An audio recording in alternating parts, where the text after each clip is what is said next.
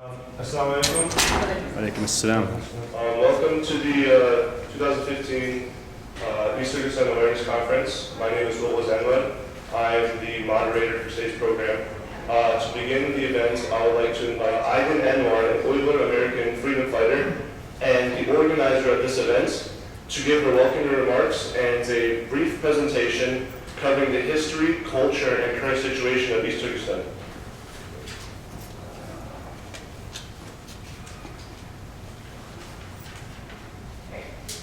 Assalamu alaikum wa rahmatullahi wa barakatuh, brothers and sisters. Alaikum assalam.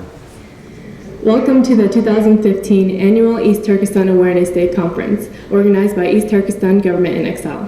First of all, I'd like to say thank you to each and every one of you who have come out today and sacrificed your Saturday to learn and support the oppressed people of East Turkestan. May Allah subhanahu wa ta'ala reward everyone sitting here today.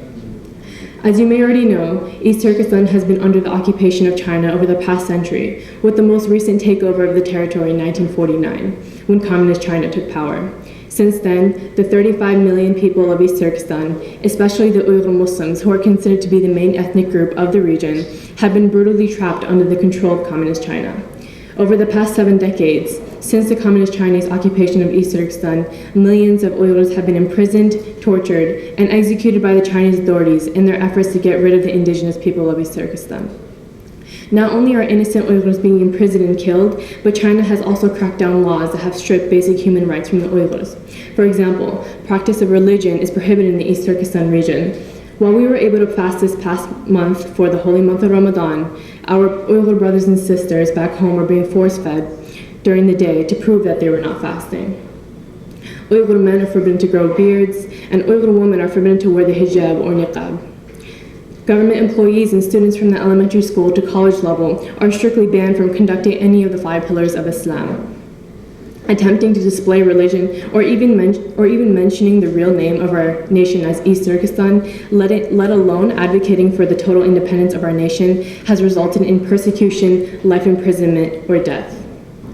The worst part about all of this is that mainstream media is silenced by China in the East Turkestan region. Anyone who speaks up is subject to persecution and imprisonment. Because of the Chinese control of media, a very small portion of the people around the world is aware of the atrocities occurring back there. The purpose of this event is to raise awareness to the international community about the history, culture, and the current political situation of East Turkestan.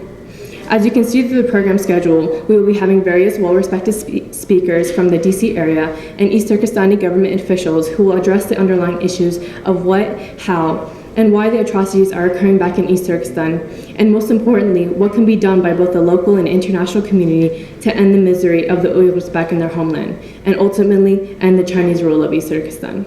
I hope everyone here today leaves this event with a solid understanding of the occupied East Turkestan and realizes that there is another Palestine, another Syria, another Chechnya, another Kashmir, another Burma, another Tibet yearning for your help. The least we can do is spread the word and rally our support for East Turkestan, just like we have been rallying for Palestine, Syria, and all other occupied and oppressed nations of the world. Jazakumullahu khairan once again for coming out today. Thank you very much.